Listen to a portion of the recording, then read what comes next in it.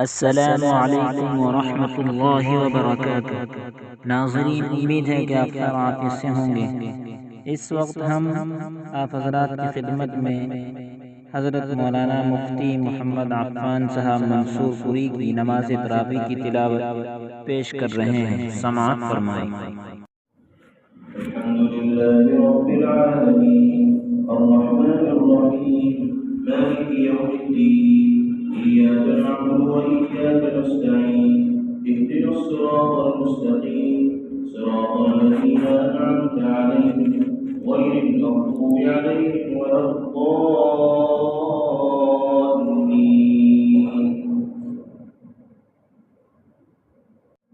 अलिफ लाम मीम तिल्क आयातुल किताबिल हकीम हुदन व रहमतन लिल मुहसिनीन الذين يقيمون الصلاة ويؤتون الزكاة وهم بالآخرة هم يوقنون أولئك على هدى من ربهم وأولئك هم المفلحون.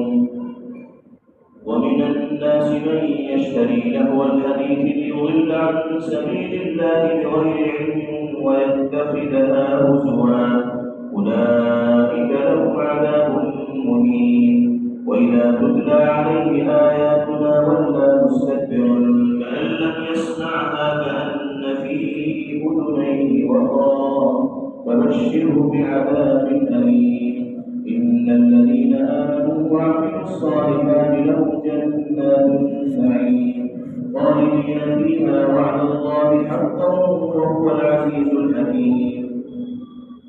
خلق السماوات بغير عمد ترونها وألقى في الأرض رواسي أن تميد بكم وبث فيها من كل دابة وأنزلنا من السماء ماء فأنبتنا فيها من كل زوج كريم.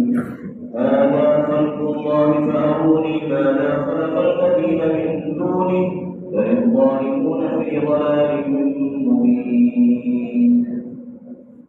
الله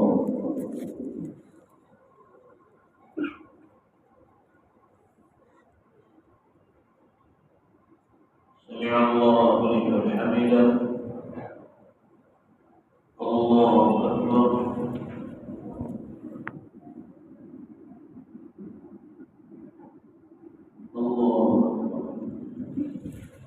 الله أكبر.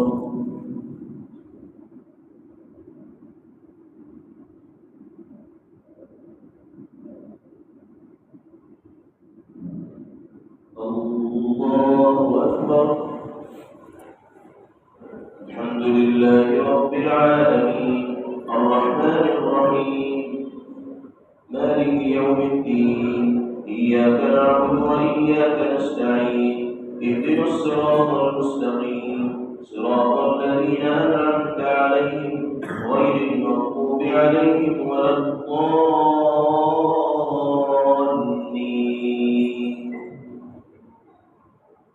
ولقد آتينا لقمان الحكمة أن اشكر لله ومن يشكر فإنما يشكر لنفسه ومن كفر فإن الله غني حميد. وإذ قال لقمان لابنه وهو يعظه يا بني لا تشرك بالله إن الشرك لظلم عظيم. ووصينا الإنسان بوالديه حملته أمه وهنا على وهن وفصاله في عامين أن اشكر لي ولوالديك إلي المصير.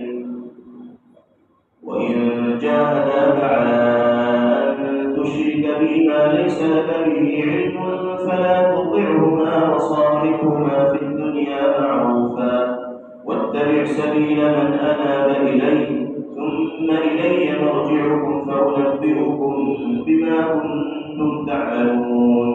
يا بني إنها إن تك مثقال حبة من خردل فتكن في صخرة أو في السماوات أو في الأرض يأت بها الله إن الله لطيف خبير.